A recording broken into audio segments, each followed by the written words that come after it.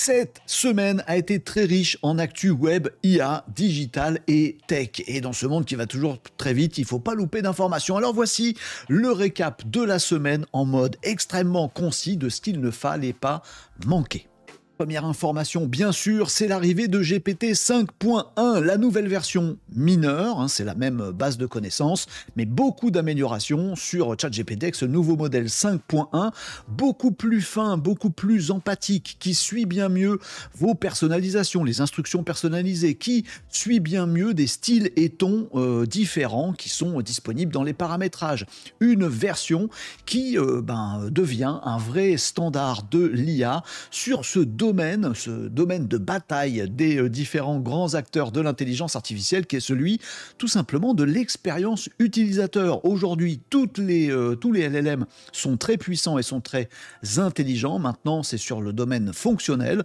OpenAI est leader là-dessus avec beaucoup de fonctionnalités super intéressantes et sur le domaine du ressenti, de l'expérience utilisateur. Là où OpenAI s'était un peu loupé avec sa version 5 qui suivait 4O qu'on trouvait très très empathique, et bien 5.1 met le curseur beaucoup plus haut et devient le nouveau standard de l'expérience utilisateur satisfaisante. Une gestion beaucoup plus fine de la mémoire, on va récupérer ni trop peu d'informations pour bien vous répondre, une auto-adaptabilité du modèle Instant, le petit modèle, vous savez que GPT 5.1 c'est un routeur et en fonction de votre prompt ça vous oriente vers GPT 5.1 Instant ou GPT 5.1 Thinking. Et bien le Instant il a aussi une petite fonctionnalité où il va adapter peut-être un petit peu, non pas de réflexion, mais de recroisement d'informations avant de vous répondre, ou peut-être vous répondre extrêmement vite. Et bien Thinking, c'est la même chose, puisque maintenant il est auto-adaptif, il va prendre moins de temps à réfléchir quand il n'en a pas besoin, plus de temps quand il en a besoin. Bref, c'est génial et ça augmente le niveau de l'expérience utilisateur. Il y a également tout un tas de petites fonctionnalités de mise à disposition de ces modèles, c'est déjà le cas, sous forme d'API pour les intégrer dans vos outils, vos automatisations, etc. etc. Codex a aussi une version 5.1, là aussi du coup beaucoup plus fine dans ses différentes réponses et beaucoup plus satisfaisante. Alors il n'y a pas de grosses nouveautés, il n'y a pas d'énormes chantiers fonctionnels profonds, mais il y a cette expérience utilisateur qui remporte les suffrages et crée un nouveau standard qu'il va falloir atteindre pour les concurrents de chez OpenAI.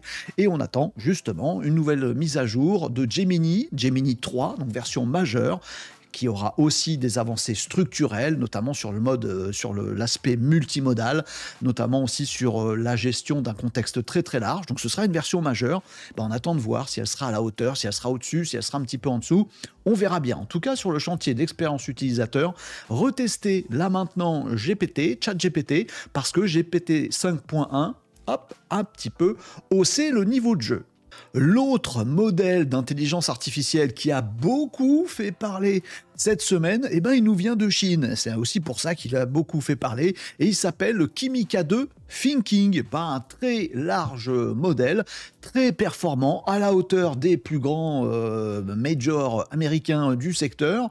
Et ce modèle, il est chinois, il est open weight. Alors, il n'est pas totalement open source, mais on peut le récupérer, on peut modifier ses paramètres, on peut l'installer sur des machines en local. Alors, il faudra des grosses machines parce que c'est un très très gros modèle, mais il est aussi mixture of experts, c'est-à-dire qu'il ne va pas mobiliser tous ses paramètres en fonction de ce que vous lui demandez. Donc, il est aussi bien rapide. Il parle, il sort des résultats très très bons avec un très bon anglais. On sent le petit coup de pied dans la fourmilière américaine de la part des Chinois de chez Kimika 2 Thinking. En l'occurrence, c'est un modèle avec un gros contexte, avec des grosses capacités, entraîné surtout avec beaucoup moins de moyens. Les États-Unis ont tout fait pour embêter la Chine, notamment sur les puces, etc. etc. La Chine a trouvé des moyens un petit peu malins pour nous sortir un modèle que tout le monde peut récupérer, qu'on peut faire tourner gratuitement, qui est open weight et qui est extrêmement performant. La bataille, la guerre de l'intelligence artificielle n'est pas terminée du tout entre les États-Unis et la Chine. Des nouveaux modèles également dans les IA génératives d'images, et pas des moindres, parmi les meilleurs. Je vous l'ai dit, hein, cette semaine, il fallait pas cligner des yeux, avec notamment les arrivées très prochaines, c'est en cours de sortie, de Nano Banana 2, qui aura peut-être pas ce nom-là, mais c'est pour vous faire une référence, le fameux modèle Nano Banana de chez Google, il a son successeur, une version 2 qui a peut-être changé de nom, on verra bien, qui permettra d'avoir de la génération d'images encore plus fiable, encore plus réaliste quand on le souhaite, avec beaucoup plus de qualité, 2K, 4K, et de la rapidité également dans la génération de ces visuels. On a hâte de pouvoir penser tout ça. Et puis, côté européen, du côté de chez Black Forest, vous savez qu'il y a des modèles Flux qui sont aussi extrêmement performants. Eh bien, il y a Flux deuxième génération qui arrive avec sûrement une gamme de modèles. Ça va être disponible très très bientôt. C'est en cours de déploiement déjà. Et on attend là aussi pas mal d'améliorations, notamment sur la qualité, bien sûr, et également sur le suivi des prompts extrêmement précis. Si on est un bon professionnel de la photographie ou du graphisme et qu'on a le bon jargon, les bonnes spécifications, on va pouvoir faire d'absolues dingueries avec ces IA. On verra tout ça sortir dans les prochains jours, mais ces modèles vont établir là aussi un nouveau standard dans l'IA générative de visuel. Et enfin, du côté des nouveautés de l'intelligence artificielle, il y en a vraiment beaucoup. Eleven Labs, le leader de l'IA générative de voix, qui fait de la synthèse vocale, qui fait des tas de choses superbes et d'une qualité absolument dingue sur la voix, eh bien, Eleven Labs a sorti un nouveau modèle économique qui fait beaucoup parler, en bien et en moins bien, mais qui est absolument bluffant. Vous pouvez testouiller ça. Il s'agit de Iconic Voices. En fait, c'est une marketplace, un endroit où vous pouvez, moyennant finance, vous offrir les voix célèbres, des acteurs américains, vivants ou moins vivants, voilà, des acteurs actuels et des voix que vous pouvez récupérer, qui sont donc des voix trademarquées, donc ce sont des voix avec un dépôt commercial, il faut payer pour, et du coup l'ayant droit ou l'artiste concerné va recevoir des royalties et des petits sous parce que vous utilisez cette voix. Vous pouvez faire parler un acteur américain en espagnol, en chinois, en ce que vous voulez, et ça redéfinit le paradigme de la voix IA dans ce domaine, puisque c'est super, les artistes vont pouvoir être protégés, on va pouvoir commercialement utiliser leur voix et ils vont être rémunérés pour ça, ce qui est tout à fait normal. Demain, on aura peut-être la même chose avec l'image, les visages des acteurs, les actions des acteurs, pourquoi pas. Bon, d'un autre côté, on peut se dire que il n'y a plus besoin, par exemple, de gens qui font du doublage, puisqu'on peut prendre la vraie voix de l'acteur et le faire parler dans une autre langue, même à un niveau très professionnel, comme le propose Eleven Labs. En tout cas, c'est une nouveauté qui fait beaucoup parler, en bien, en moins bien. Vous verrez ce que vous en pensez, mais c'est un banger. Et justement, dans ce joyeux monde des nouveaux modèles économiques poussés ou imposés ou créés par l'intelligence artificielle, il y a eu des remous cette semaine, notamment du côté de OpenAI qui commence à introduire l'idée, pour nous habituer au fait qu'un modèle économique futur devrait apparaître et qui vise à placer de la publicité, des liens sponsorisés, des parties de réponses pour lesquelles on a payé afin qu'elles soient affichées aux utilisateurs à l'intérieur de ChatGPT. Est-ce que les utilisateurs vont pas se dire du coup la réponse que me donne l'IA, elle est pas super probante parce qu'elle est financée, orientée par quelqu'un qui finance, voilà, ou est-ce qu'on va se dire non, c'était comme Google avant, il y aura des résultats assez clairs, ça c'est du sponsorisé donc j'y crois pas trop, en tout cas je sais que c'est sponsorisé, et puis le reste ça reste de l'IA et ça reste pourquoi pas de plus en plus fiable.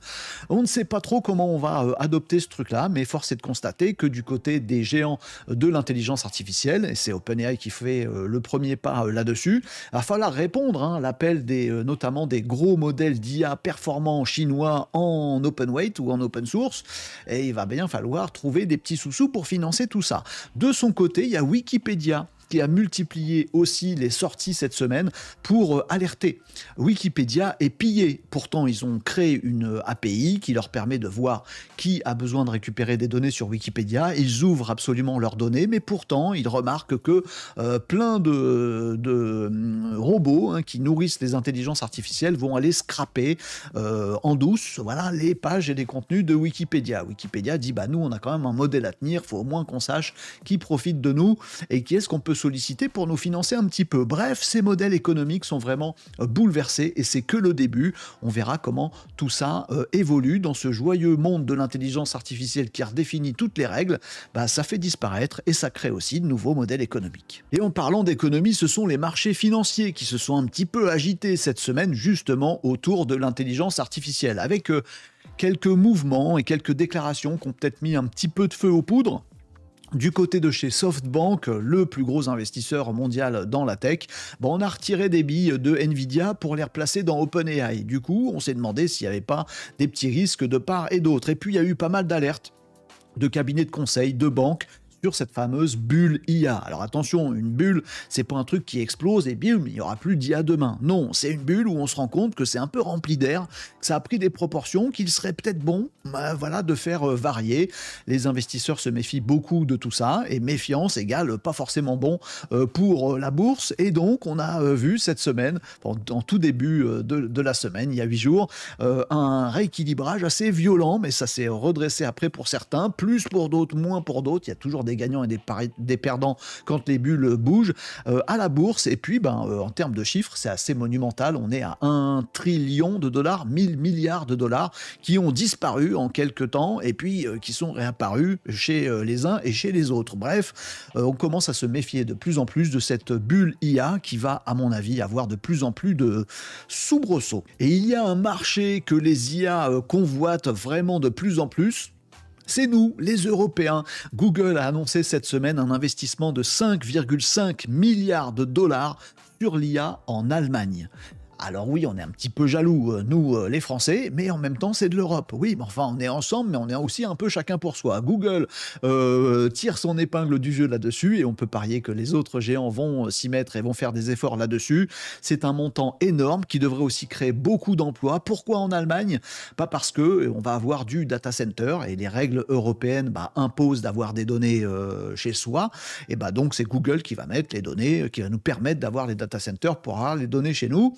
On peut se poser des questions sur cette souveraineté. Est-ce qu'elle est réelle? Puisque on va avoir en Europe, en Allemagne, là en l'occurrence, des moyens beaucoup plus importants pour avoir des choses chez soi.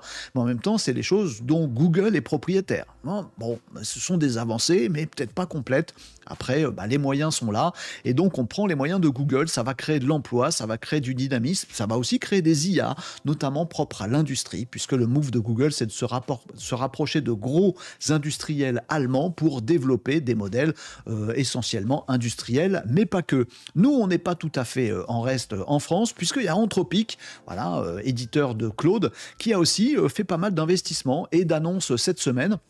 En Allemagne également, à Munich, mais aussi à Paris, avec un développement de hub. Donc Anthropic va pas faire des data centers, c'est pas son métier, mais va asseoir sa présence, va embaucher des gens, va agrandir ses bureaux, va faire du lobbying auprès des États, histoire de dire que leur modèle Claude serait vachement bien pour tel service de l'État, etc., etc. Et puis va asseoir une présence locale, c'est le gros bénéfice de Mistral aujourd'hui en France. Eh bien, ils ont un rival de plus en plus présent qui est Anthropic. Alors rassurons-nous, en Europe, on a un atout, c'est la régulation. Là, on est super fort en régulation. Et il y a un petit peu de changement là-dessus avec le projet européen qui s'appelle Digital Omnibus. Le but du jeu, c'est de se dire qu'on aurait peut-être été plus malin, de dire quelles étaient nos grandes lois et nos grandes valeurs en Europe, puis ensuite de les décliner en règles, puis ensuite en législation et en régulation concrète. On a fait un peu l'inverse, on a multiplié tout un tas de choses dans tous les coins et on se rend compte aujourd'hui qu'entre la RGPD, le Digital Act, le Data Act, l'IA Act, le e-privacy, on mélange un petit peu tout et les différents textes disent pas forcément la même chose. Eh bien, Digital Omnibus vise à regarder un petit peu tout ça en prenant un petit peu de recul. Le projet va être présenté là ces jours-ci à Bruxelles et puis il y aura tout un parcours de discussion là-dessus pour savoir si on fédère pas l'ensemble de ces différents actes de ces différents modèles de régulation, voir si on les simplifie pas non plus, voir si on les allège pas non plus, parce que l'Europe s'est rendu compte, c'est peut-être pas dommage, que effectivement trop de régulation tue l'innovation et que nous, l'innovation en intelligence artificielle, on en a besoin. Donc ce projet vise aussi, entre autres, à permettre l'accès aux données de façon un petit peu plus facile. Voilà, si une boîte innovante en Europe a envie de développer son IA aussi vite que les Chinois et les Américains, on va pouvoir prendre dans son intérêt des différentes données sans forcément demander son avis. Les défenseurs de la RGPD sont en train de sauter sur le truc en disant ça va être possible, ça va pas être possible. D'autres, dans l'innovation, se disent enfin, on va jouer à presque armes égales, au moins sur ce terrain-là, avec les autres. Et puis, si on rassemble différents actes, régulations dans des textes un petit peu plus digestes, ce sera peut-être pas plus mal. Bon, tout ça, ça va être des discussions pendant tout le courant de l'année 2026 pour exécution, mise en application potentielle en 2027. D'ici là, dans le joyeux monde de l'IA, il s'en sera passé des choses. Et oui, bien sûr, des choses avec l'IA, il s'en passe tout le temps. Et cette semaine, il y en a eu quelques-unes très pratico-pratiques pour nous. On peut citer par exemple une nouvelle petite fonctionnalité dans Notebook LM, un outil qu'on aime vraiment bien, l'arrivée de la recherche approfondie de Gemini dans Notebook LM. En gros, vous pouvez déjà aujourd'hui sélectionner des sources pour bosser dessus avec Notebook LM et c'est bluffant. Si vous ne l'avez jamais ouvert, allez tester Notebook LM. Maintenant, on a la recherche approfondie, c'est-à-dire qu'on peut demander à l'IA de générer un super texte de référence sur un sujet précis qui va ensuite servir de source dans notre Notebook LM. Si, c'est vraiment intéressant et ça permet de découvrir des sujets pour notre culture, pour notre sagesse, pour notre intelligence. C'est pas dommage. Bon, un petit peu à l'inverse de ça, en termes de culture, d'intelligence et de sagesse, on a Meta Vibes qui déboule en France. Alors Meta AI, très très peu utilisé en France, relance en fait l'ouverture de Meta AI. Vous pouvez aller le visiter, vous allez vous rendre compte que c'est un chatbot comparable aux autres avec une IA derrière, relativement comparable aux autres, mais vous allez surtout vous rendre compte que sous la fenêtre du chatbot, il y a tout un tas de nouvelles petites vidéos en format vertical. Oui, c'est ça. Vibes, Meta Vibes, qui vient d'arriver en France, le fait de pouvoir demander à l'IA générative de vidéos de chez Meta de nous produire tout un tas de petits formats vidéo verticaux, rigolo, pas rigolo, ce que vous faites, joli, etc. Bon, c'est pas les capacités non plus de Sora 2 ou de VO 3.1, mais ça permet de rapidement faire des vidéos verticales et vous les partagez. Vous avez une gestion de profil, donc c'est à la fois un réseau social, à la fois une IA générative, à la fois de la vidéo verticale, un petit peu tout ça mélangé à l'image de ce qu'a sorti OpenAI du côté de chez Sora, qui est aussi un réseau social avec du profil peuplé de publications qui sont uniquement des vidéos générées par l'intelligence artificielle. Meta Vibes est arrivé en France. Du côté de chez Google, ça c'est pas arrivé en France par contre, mais sachez-le, ça arrive absolument partout dans le monde, y compris dans les pays européens, mais la France étant un petit peu ferme côté régulation, on voit pas venir le truc et c'est absolument game changer. De quoi je vous parle? De Google. Google, le moteur de recherche qu'on connaît. Nous, en France, on est encore à la préhistoire du moteur de recherche qu'on a toujours connu. Les autres pays, eux, ils voient les overviews dans Google, des résultats générés par l'IA, plutôt que d'avoir, avant, tous les résultats qui nous obligent à cliquer sur tout un tas de pages de sites web. Et puis, surtout, le mode intelligence artificielle, le mode IA intégré directement à Google qui pousse les utilisateurs, qui incite les utilisateurs qui le font à utiliser plutôt l'IA dans Google pour faire des recherches plutôt que le traditionnel moteur de recherche. Google a fait toute une série d'annonces sur le shopping. Ah oui, ça va nous intéresser sur nos modèles économiques, cette histoire, avec idem en mode IA, du shopping mu par l'intelligence artificielle et même l'intelligence artificielle agentique. C'est-à-dire que vous allez pouvoir dire, tiens, je cherche tel cadeau pour Noël pour mes enfants et l'agent IA qui va vous répondre en mode IA sur Google va vous dire, très bien, je vais surveiller les différents boutiques en ligne que je connais puisque je suis Google et que j'ai une base de connaissances gigantesque là-dessus. Et dès qu'il y a une boutique qui propose le prix, le produit au meilleur prix, je vais le réserver, je vais l'acheter moi-même, je vais aller rentrer ton petit numéro de carte bleue, je peux même passer un coup de fil, donc c'est l'IA qui a passé un coup de fil aux commerçants, ils vont pouvoir décider d'accepter ces appels ou pas, mais bon, derrière, il y a un client qui passe commande, donc voilà, les commerçants vont commencer à répondre au téléphone à une IA qui va leur dire « Je veux m'assurer que votre produit est bien disponible, est-ce le cas? Oui, très bien, merci, au revoir. » Hop, et l'achat se fait tout seul. Bref, le shopping est en train de complètement se révolutionner. Attention, nous, on ne le voit pas en France. Ah, il va falloir s'adapter très vite. Prenez un petit VPN si vous êtes e-commerçant pour aller voir ce qui se passe depuis les autres pays. C'est important, le changement est majeur. Et pour finir ce récap, du côté de la robotique et de la pure tech, ben c'est la Chine qui a montré encore des avancées assez extraordinaires, des avancées en robotique qui sont absolument bluffantes, mais qui pour le coup sont un petit peu effrayantes, avec notamment des essais de débarquement militaire organisés par la Chine. C'est Taïwan qui flippe totalement et a priori a raison, avec toute une opération militaire d'essai, de test, c'est pas une vraie bataille, c'est un entraînement. Après, si on s'entraîne, c'est peut-être pour des vraies batailles, avec des drones quadrupèdes équipés d'explosifs et qui foncent sur les plages, qui passent absolument tous les obstacles pour aller exploser au bon endroit. Alors voilà, désolé pour ça, mais là où il y a des moyens et du pouvoir, c'est aussi sur les métiers de la guerre. Et donc l'IA et la tech sont à bloc là-dessus. Des chiens robots donc explosifs, ça fait très bizarre de dire ça, suivis de nuées de drones. La Chine a l'air de parier là-dessus, sur des essaims de petits drones, là aussi soit de détection, soit létaux, ces petits drones, suivis ensuite potentiellement de robots un peu plus balèzes et un peu plus costauds qu'on a vu d'ailleurs défiler au dernier défilé militaire chinois. Bref, on voit ces avancées absolument dingues. Elles nous viennent de la Chine. Bon, nous, en Europe, on est complètement à la ramasse là-dessus, mais on voit bien que l'IA, le web, le digital, la tech, modifie ou accentue les équilibres géostratégiques.